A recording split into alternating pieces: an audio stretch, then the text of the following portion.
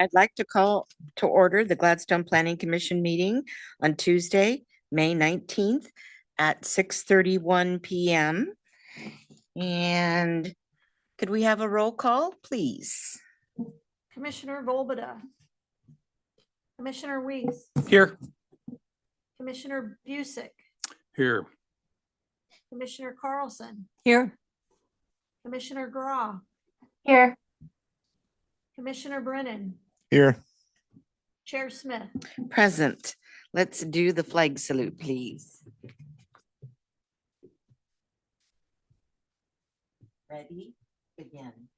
I pledge allegiance to the flag of the United States of America and to the republic for which it stands, one nation, under God, indivisible, with liberty and justice for all. Consent agenda. All items listed below are considered to be routine and will be enacted by one motion. There will be no separate discussion of these items unless a commission member or person in the audience requests specific items be removed from the consent agenda for discussion prior to the time the commission votes on the motion to adopt the consent agenda. Okay, this evening, you see, we're going to be approving our meeting minutes from April 21st, and then our regular agenda. Item number 2 will be a monthly planning report. And then item number 3 will be a public hearing regarding file TXT-26-01.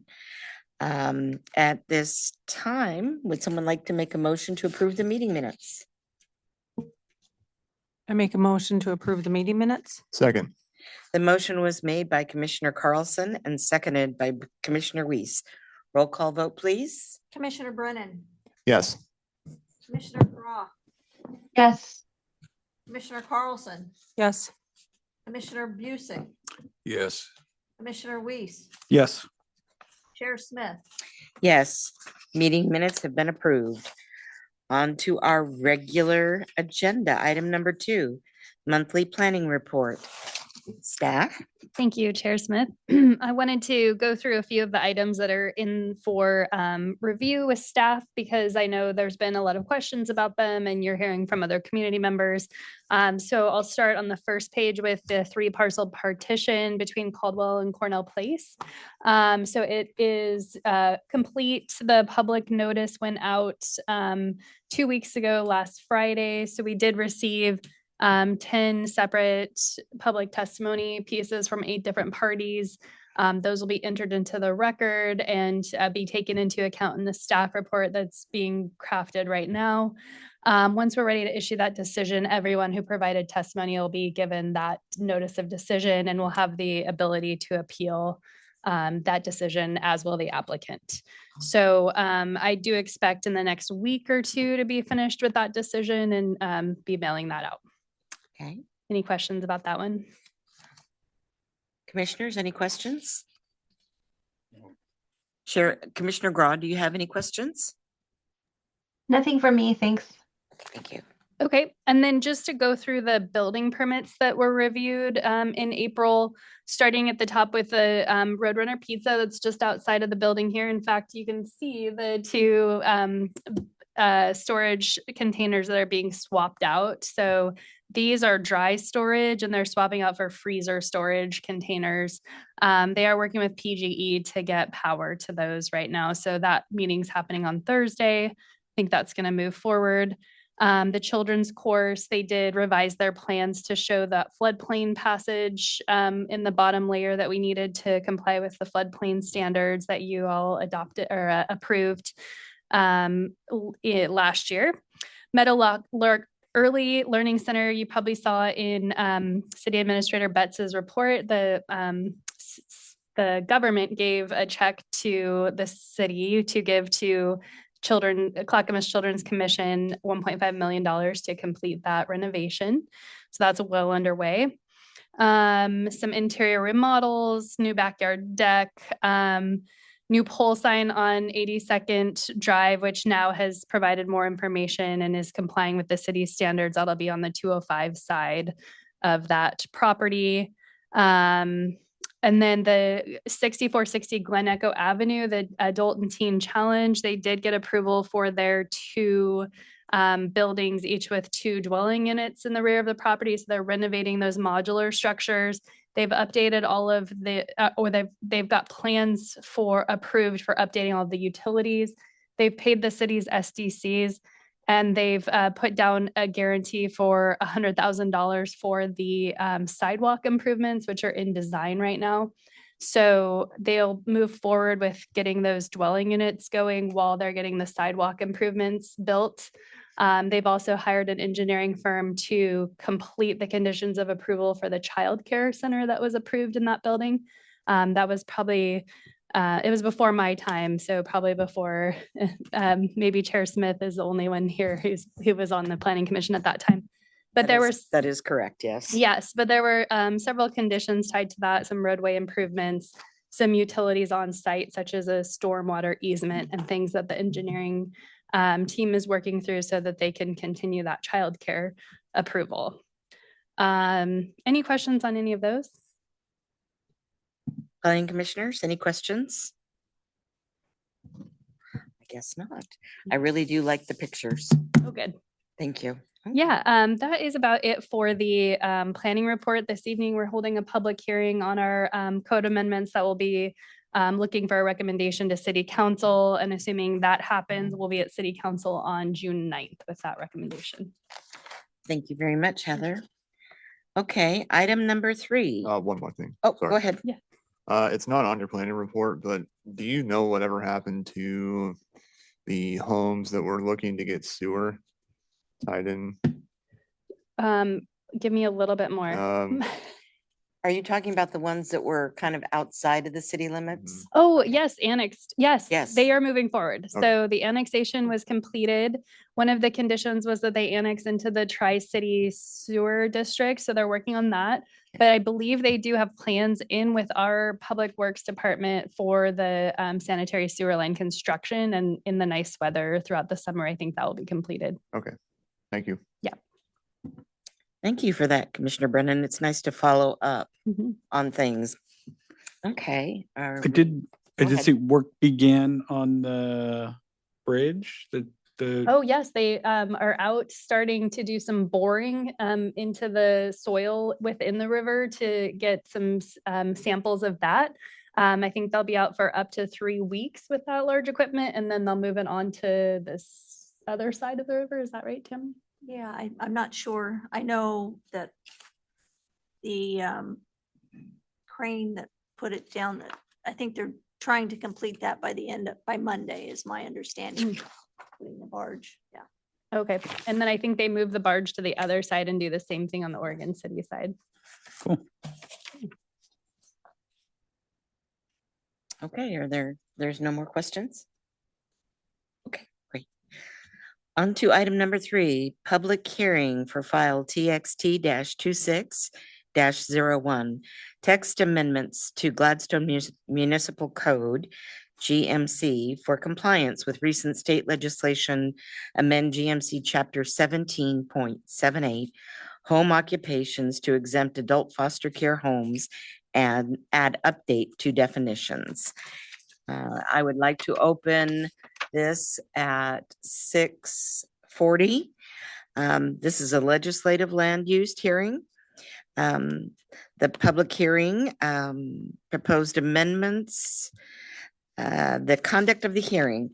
The order of business we will follow in conducting this hearing will be presentation of staff report, entry of correspondence into the record, public testimony, additional staff comments, questions from the commission, hearing closed, no further testimony from the audience, discussion by commission, and the decision. Testimony. Any interested person may present testimony concerning the proposed amendments. The public hearing is your opportunity to comment on the proposal before the city makes a decision. We want to hear what you have to say, and we want you to give us your point of view.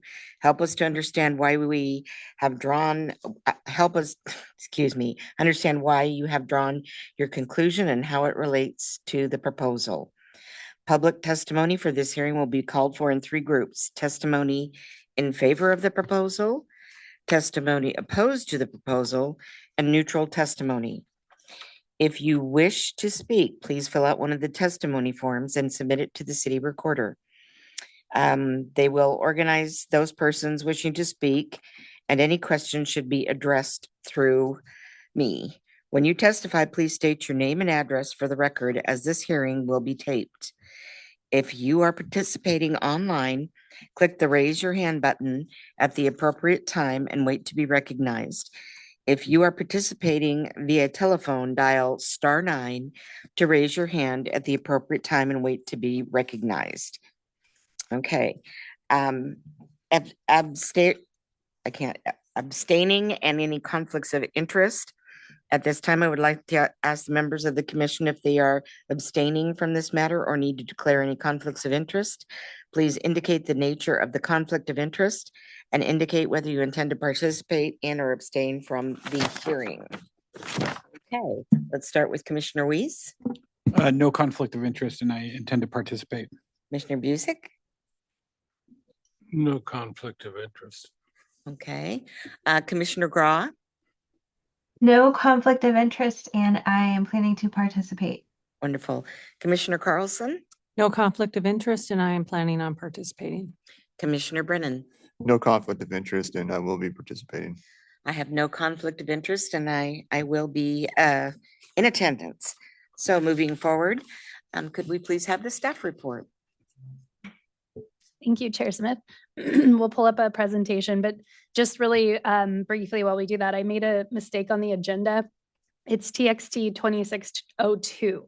So we've already done one code amendment this year. So just to clarify that for the record, apologies for that. We'll get that right on the council agenda, and it is 02 in all of your materials this evening. Thank you. Thank you. Okay. We are here to talk about some municipal code amendments that we just a month ago had a work session on. So hopefully it's somewhat fresh for everyone.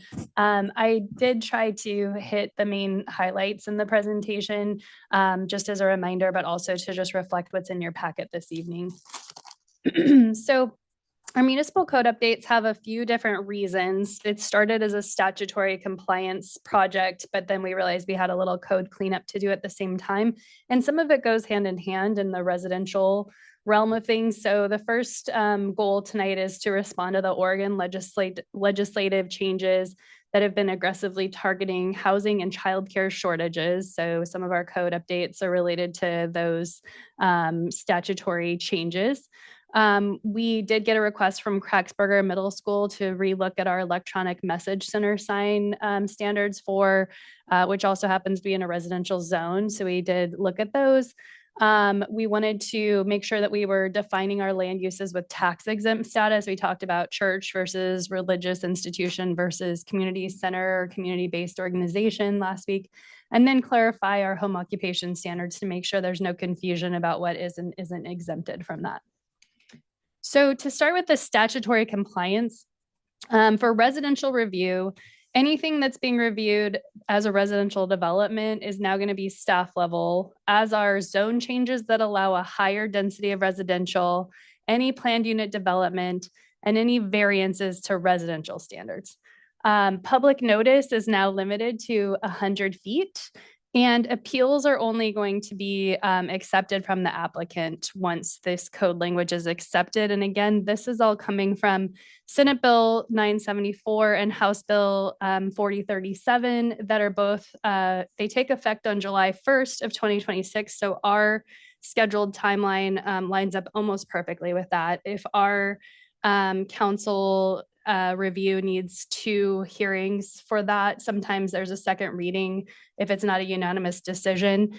If there's any gap in time, we would be able to apply state law directly. As far as middle housing goes, there have been some changes to how we will process middle housing land divisions. Currently, if you have an existing structure on a lot that you're going to do a middle housing land division, that home would need to meet the typical setback and dimensional standards of a single unit housing lot. But now The law has changed to say, actually, it can count as one of the middle housing units. It doesn't matter how big it is or what configuration it's in, it can meet those standards. We talked about the traffic impact analysis not being permitted. So we did do a little research into SDCs. Right now, the city charges $4,756 per dwelling unit for the transportation SDC. So that is still something that we'll talk with on a staff level and a council level as far as are there policy changes or fee changes to SDCs related to this, but it wouldn't be something we put into the development code. So that's still something popping around. So I wanted to make a note of that there. There's a density bonus for producing affordable or accessible units. If you're doing a duplex, it's 1 additional unit. If you're doing a triplex or quadplex, it's 2. And then right now we require you to get your land division, partition or subdivision first, and then do your middle housing land division, but the new code will have those be concurrent. One question. Yes. Other SDCs still apply too, right? Yes, all the SDCs stay in place. Yes, and each of the units of middle housing apply the same as a single unit. The only change that's being proposed to council for the July 2026 is the ADU change that we talked about previously. Okay. In the beginning, when you were talking about doing the reports, for the traffic reports. Yes. Okay. Could you clarify that again, that it's not permitted? Right. So a city cannot require a traffic impact assessment of a middle housing land division that's under 12 units. Under 12 units? Yes. Okay. Or 12 and under. 12 or less. Yeah. Thank you. Did you have something you wanted to say? I'm thinking. Okay. That's obviously a change. It is a change. It's not always a requirement. It's definitely something the city considers when we look at an application, if there'll be an impact or something that we need further study on, but it's not always a requirement. There's a bit of discretion used by the Public Works Director on that. Can I get back to a basic here, saying that this House bill has demanded certain things statewide? Yes. Do we have any say in anything in this whole process? Not in any of the regulatory compliance. If we choose not to update the city's development code, the state law would apply directly. So that would be the alternative. Which means we don't really have a say. Right. It's mandatory. I mean, if I were to disagree with any part of this, it wouldn't make any difference. That's true of the statutory compliance pieces, but as soon as we're done with these, there is a choice on the electronic reader boards and on the definitions and things like that, but nothing, all of the housing is required. And again, that's your state legislature. So we will be making sure we're letting you know when those sessions are in and what discussions are happening, but also you can speak with those legislators about that. As I read through this, it talks about open land and new developments and so on. And yes. It's pretty obvious, with the exception of Gladstone's parks and the Oatfield property up there, that there aren't that many open lots. That's a very good point. Gladstone is very limited on developable land. When I say that, then there's cities like Damascus, which within the state has a heck of a lot of property to develop. Definitely these changes will be more impactful to cities that have more land for residential development. But the state has taken the case that everybody's alike and everybody has to play the same game. Right. That is correct. I don't agree, but. Noted. Okay. Yes. Yep. So just getting back to the statutory compliance, we're not proposing code updates for the pieces that have a sunset clause. So these will apply, but won't be built into our development code, because we can say when these sunset, we don't want to do it anymore.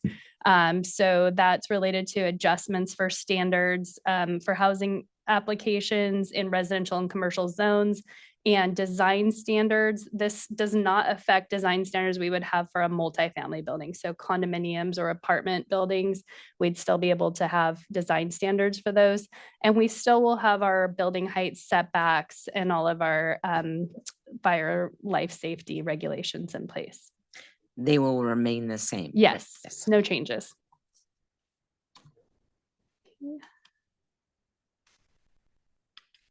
Okay, I'm just going to turn it off and turn it back on. That remote does not like you. I know. A new one too. It's working. Whatever you did worked. Okay. Also with statutory compliance, we now will allow daycare centers outright on all lands zoned for multi-unit residential. So daycare centers are permitted outright in our commercial and industrial zones, but now in multi-unit as well. The daycare center, childcare center, we use the term daycare center in Gladstone on Webster that is being refurbished from the YMCA site. That is our only office commercial zoning in the city. So it's not in a residential zoning, but it is adjacent to residential zoning.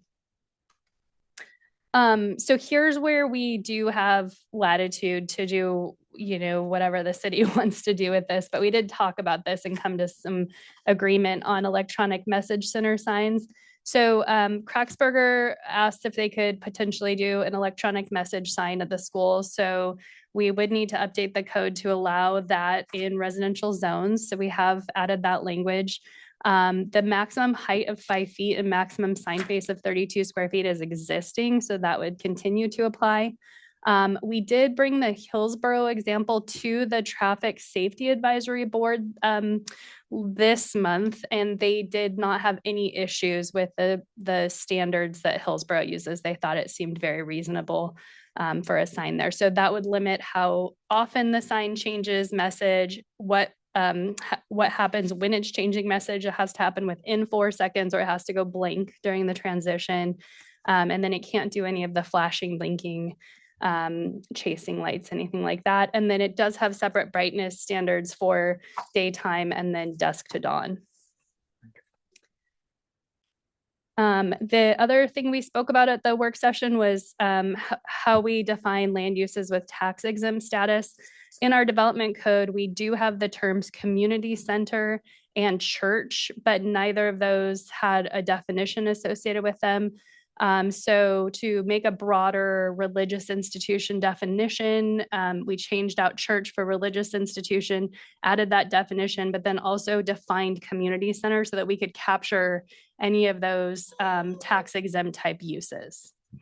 And then as for home occupations, we added the exemption for the residential home to make that clear, and we cited the ORS language that requires that. That is it for the packet of recommendations before you this evening.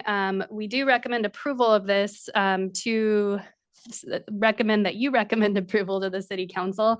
The staff report includes the findings that address all of the applicable local, metro, and state criteria. And the language in the packet this evening has been reviewed. It was slightly revised actually, and then approved by HAPO, or Housing and Accountability and Production Office. I also spoke with the Fair Housing Council about the language, and they also did not have any comments on it this evening. With that, I'll take any questions. Commissioners, any questions for staff? Commissioner Graw, do you have any questions? I do not.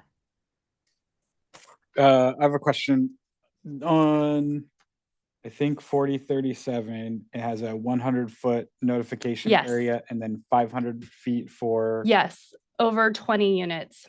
And over 20 units would come to us. Do we also have it in? Over 20 units would not come to you because any residential would stay staff level. Okay. Yeah. I wasn't proposing to make the change to the 500 feet because of the administrative complications of that.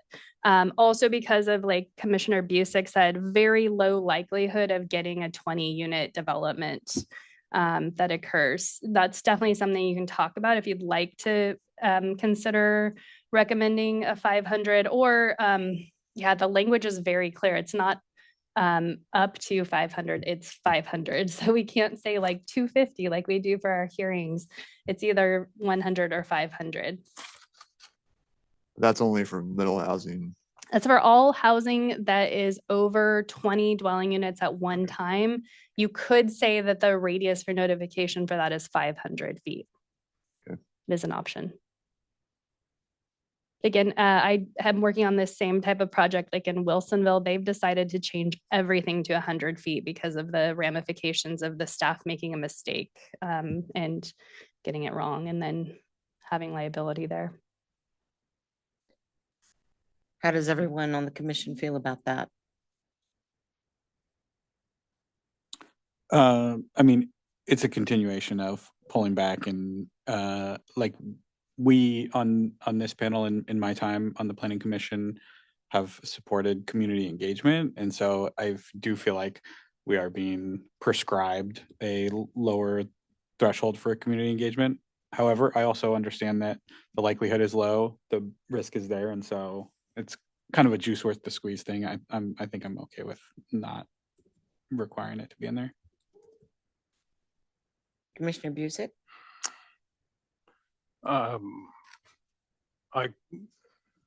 Goal number 12, transportation. The city of Gladstone completed a transportation system plan in 2017. I've never seen that. Is there a possibility I could get a copy of that at some point? Yeah, so it is online. If you, or I think staff could get it for you as well, but there is a transportation system plan. It's on the public works page. They keep it with the stormwater master plan, sanitary master plan, water master plan. Okay. I'm in agreement. Okay. Yeah. Commissioner Brennan? I think I would reluctantly agree. Yeah. I'd have to go along with that reluctantly. Yeah. I would too. Should I we mean, check? I understand what legislature is trying to do. However, each community and each city is unique unto itself. And so unless they've come here, gotten to know Gladstone and the people that live here, I really have, because we are unique here. I completely agree. Yeah, we are unique here. And it's like, I understand what they're what their goal is, but there's exceptions to everything. So I certainly agree with that, that we're certainly different here than Eastern Oregon cities, little cities. We're bound by our boundaries never to grow again. And that's unless we tear down a lot of encroach buildings. or encroach on somebody else's area, but We're landlocked. yeah, We we're are. landlocked and this is totally different than other communities. This is really kind of being forced down us. Yeah. So I reluctantly agree. Okay. Thank you. Have we received any correspondence on this matter other than those items included in the agenda materials? I have not received any. Do we have any public testimony? There's no one online and I've received no requests. Okay, so we don't have anyone that wants to support it or that wants to speak in opposition of it. We have Unless no someone testimony in at the all. audience that's here for this. Mhm. Okay, Can I, you would need to come up front, sir. Press the button on there and speak because it's all recorded. And please feel free to have a seat. Okay. It'll be quick. Okay. I just had a question. I saw the signage, max size at 32 square feet. Is that per side? Yes. All right. That was my only question. And the message portion is 50% of that. So the whole structure, 32 square feet per side, and then the message 16 square feet. Could you please state your name and your address for the record? Thank you very much, sir. Thank you. Okay. can I ask one more question Sure. on the application of 4037. Yes, The appeals standing process is pretty limited. it's applicant only. Yeah, Yeah. is there any reasonable challenge at the state level on There's application of that? the way that we planners are approaching that and how it'll be approached here is that that's related to clear and objective standards. So it wouldn't include anything that has a variance or an adjustment or anything that's not clear and objective. So if an application comes in with any of those things, it is appealable. That portion is appealable. So I know it's splitting hairs, but Yeah. that's the way we're doing it in Wilsonville. We're doing it in other jurisdictions to say, okay, you said clear and objective. If it's meeting our clear and objective standards, then only the applicant, but outside of that, it'll be more broadly. But that would include conditional uses would be within. No, conditional uses are not clear and objective. They would be appealable by anyone who provides testimony in the period that they're given. Yeah. Thank you. Same with like planned unit development. Although I just don't think we'll see those with our minimum size for those. We just don't have the space for it. Any further comments or questions before we entertain a motion to close the public hearing? Well, go ahead, please. I propose that we close the public hearing. I'll second that. It was proposed by Commissioner Carlson and seconded by Commissioner Busick. Tammy, could you do a roll call vote, please? Commissioner Weiss, Yes. Commissioner Busick, Yes. Commissioner Carlson, Yes. Commissioner Graw, Yes. Commissioner Brennan, Yes. Chair Smith. Yes, a public hearing is closed at 7:03. Okay. Deliberation. Do we have some deliberating to do here, folks? Regarding the traffic analysis, Yes. Commissioner Weiss had an idea Yes. in the previous meeting, and I don't remember what it was. It was It was to, really good, and I liked it. yeah, it was to, I know he comes up with good ones. Yeah. it was to consider increasing our transportation system development charge and then allowing that to be credited toward doing a voluntary transportation impact analysis if one is warranted. That we're still thinking about that at the staff level. It's not going to be part of the development code because it would all be handled in like fee schedule or policy decision. The code will still say none is required, but if the city council and city staff find a way to put this into place, then it would be like when we're having a pre-application meeting, we'd say, we think a traffic impact study is warranted. Your SDC is $10,000. We'll reduce it by $5,000 so that you can pay Yeah, for it's that. kind of like an incentive. Yeah. So that's still something that we know is a possibility, but haven't figured out how to implement it. And it Okay. wouldn't be through the development code. Cool. I would wholeheartedly support that. Okay. Why could it not be in the development code? It's so nuanced, it's not required unless it's not required, period. If This too will result in a being phased out, or what did you call it, sunset? Will this, no, it won't? it's not a sunset clause provision. Nope. Why not? It's part of SB, let me think about this for a second. It's 2138, House Bill 2138, which does not have any sunset clauses. It's entirely related to middle housing. The only things that are sunsetting are really design standard exemptions and applying design standards. I hope I can make sense with what I'm about to say. I have concerns about it because what if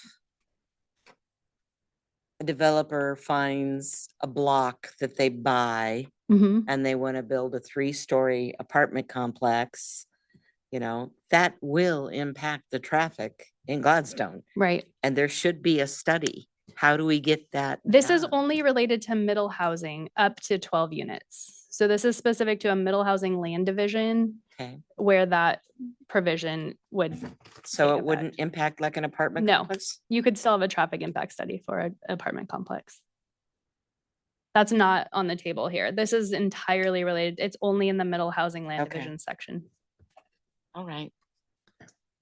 I'm curious though, Yeah. could that same type of incentive be applied to other SDC fees also?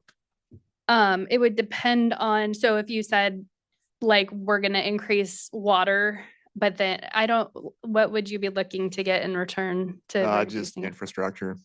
Oh, if they if did possible. extra infrastructure. Oh, so there is, okay, so that's a good question. And cities do use this sometimes. I'm not sure if Gladstone does, but I've seen it in Sherwood. I've seen it in other cities where you can give SDC credits for additional work that's done. So say you're building something that requires an upsizing of a line that you're not using all of that capacity. Maybe you have a lot down the road that could be served in the future. You might pay for the whole thing and then get an SDC credit. The other tool that cities are able to use is like a payback agreement where maybe you put in the entire water line that's say you need an 8-inch to serve your property, but the city is like, we want a 12 because we want to serve everything to the future. They can do a payback agreement over like 25 years, that if anyone comes in during that time, they pay back that entity. And this is often of like public and like a school might do this, right? So there's ways to use fees and SDCs and infrastructure to balance all that out and get those done. Okay. Yeah. Thank you. And your interim public works director has actually done some of this in Silverton. He spoke to council a couple of weeks about that. He has some experience in that. Commissioner Graw, do you have anything that you would like to provide or ask? I don't have anything at this time. Okay, I just wanted to make sure that we're still there. I appreciate it. Thanks. Okay, you're welcome. Commissioner Carlson, do you have anything else? No, nothing else. Commissioner Weiss? Sorry, going back on that's fine. page 3-42, there's the removal of the extended review time. Was that to meet statutory? Yes. So the statutory change was that there had been that all that language, and let me just pull up 4.2 because I think it's the one that's fully redlined. Yeah. Yeah.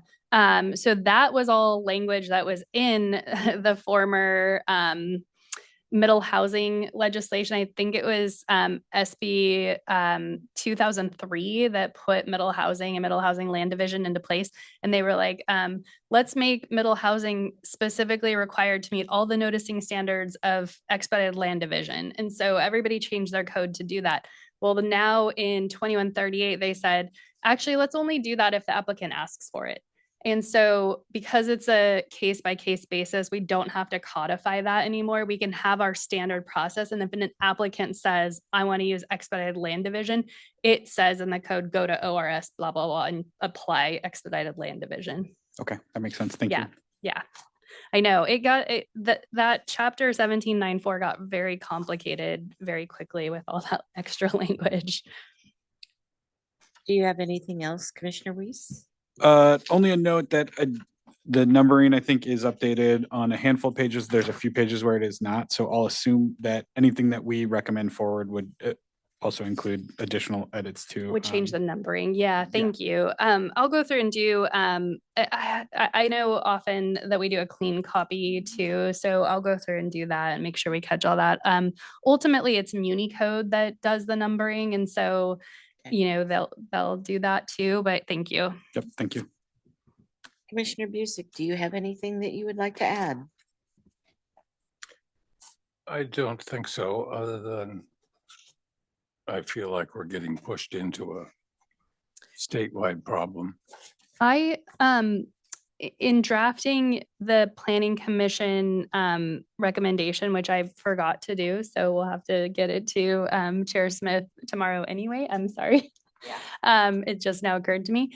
It's We'll been a have to do while what since now? we've done this. I forgot to draft the recommendation that you sign that goes to city council, but we have time because we're going on June 9th. So we're going to be putting that forward June 2nd.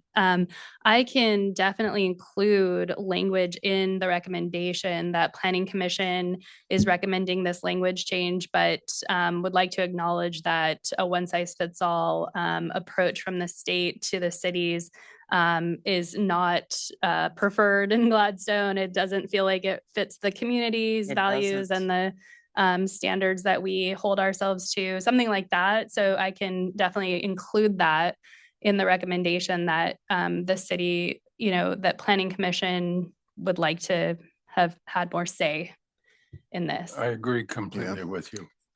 Very good. Also, how would, you're gonna draft something, then would the city recorder send it to the planning commission to review and add any comments or want anything retracted? The I think maybe what I would ask is maybe we could even take like a 5-minute recess and I could draft it if that works, because it'll, Yes, maybe I- not I- everybody sees these. So for the rest of the commission, what we send to council is basically your staff report findings. And at the very top, it says planning commission held a hearing on this date and they are recommending approval of this. And if you all have made changes, which, sometimes you do, like little tweaks here and there, then we say planning commission changed this from the original proposal by staff.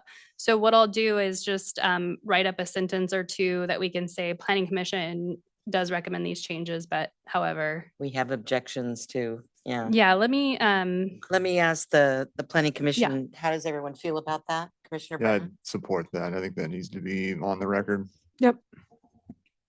Commissioner Weiss? Yes? Yeah. I Okay. agree. I most definitely agree. It's we the people. Mhm. Pardon? You might want to check with Commissioner Graw. Commissioner Graw, how do you feel about that? I'm fine with that. Thank you. Okay, good. Okay, so should I now say that we're gonna take a, Yeah, let's take 5 minutes and I will have something for you. do I need to get a vote from everybody? No, Nope. that's fine. Okay, we're We'll gonna just take- adjourn the meeting for a few minutes to compose some text. And that's at 7:13. We're taking a pause.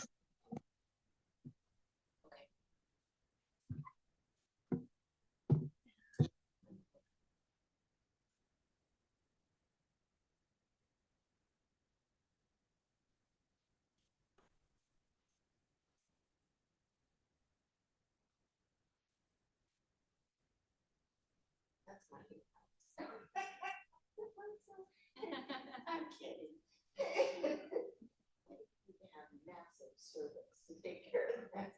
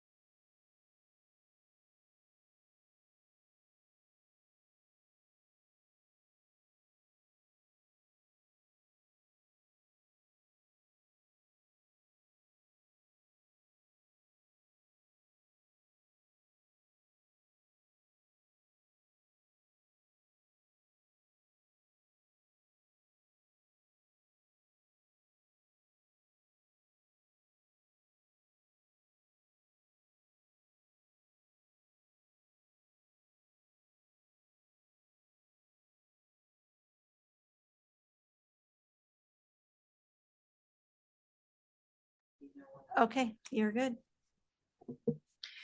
It is now 7:13 and we're ready to resume our public hearing.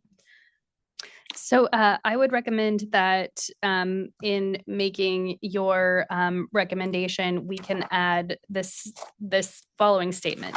The Gladstone Planning Commission recommends the amendments to the Gladstone Municipal Code proposed in TXT 2602. The Planning Commission would like to note that they recommend the statutory compliance updates with the caveat that the mandates made by state legislation are one size fits all and are not necessarily reflective of Gladstone's values. Gladstone Planning Commissioners and City Councilors work hard to implement code standards that reflect the city's unique history, character, and environs, and commissioners would prefer to have more say in how they review development in the city. I love it. Very good. Could we do a roll call vote? I need a motion. Motion, and- please. And this is just to say we accept and want this verbiage put in. Okay. Oh, you go. Oh, okay. Well, I would make a motion to accept the text amendment that Planner Austin has drafted. A second. A motion was made by Commissioner Brennan and seconded by Commissioner Carlson regarding additional text in approving the new revisions. Roll call vote, please. Commissioner Brennan, Yes. Commissioner Grau, Yes. Commissioner Carlson, Yes. Commissioner Busick, Yes. Commissioner Weiss, Yes. Chair Smith. Yes.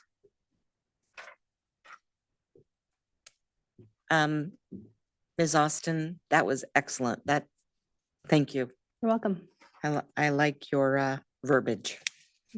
Okay, so based upon that, are we ready to make a decision and make a motion? A decision to accept it. No, a decision to go ahead and approve. With the amendment. Yeah, this right Yes, here. With the amendment. Yes. Okay. I would entertain a motion if someone would like to make it unless we're not ready to do that. I'll make that motion to Okay. recommend the TXT 2602. Second? Do we want to read that right off of there and state with the, Yeah. Yeah, I think the we should. You have to read all amendment. that. Recommend approval of TXT 2602 to City Council. Staff report includes findings addressing all applicable criteria. Language has been reviewed and approved by the HAPO. Sample motion, I move to recommend approval of TXT 2602 municipal code amendments to the City Council for a public hearing on June 7th, Second. 2026. The motion was made by Commissioner Busick and seconded by Commissioner Weiss. Roll call vote, please. Commissioner Weiss, Yes. Commissioner Busick, Yes. Commissioner Carlson, Yes.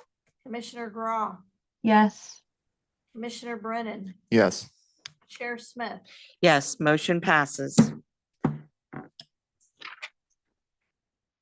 Right. So now, is there any business from the public? I have not received any requests. Okay, business from the Planning Commission. I'll start with Commissioner Brennan. Do you have any business you'd like to share with us? I don't, other than just to say thank you for putting up with my ideas and questions. No, everything's Good all group of good. people. Thank you. Commissioner Grau, do you have anything? Nothing for me. Commissioner Carlson, Nothing. Commissioner Busick, Nothing. Commissioner Weiss. I'll just say thank you all of you for the engagement. For those watching the video later, we were joined by some Boy Scouts today during the meeting. It was great. And I would just encourage anyone that wants to see the process, feel free to stop by any of our meetings at any time. And thank you to Heather and the team at 3J for preparing the multiple statutory compliance amendments and anchoring the residential care facilities in the state code. Appreciated all that work. So thank you all. I just would like to say, as always, it's an honor to work and serve with you guys. It's a great experience. Also, I'd like everyone to be safe and have a wonderful Memorial Day weekend. And remember those loved ones and family members that we have lost. And I think that about does it. So I would entertain a motion to adjourn the meeting. So moved. Second. The motion was made by Commissioner Brennan and seconded by Commissioner Weiss. Roll call vote, please. Commissioner Brennan, Yes. Commissioner Draw, Yes. Commissioner Carlson, Yes. Commissioner Busick, Yes. Commissioner Weiss, Yes. Chair Smith. Yes, meeting is adjourned at 7:20.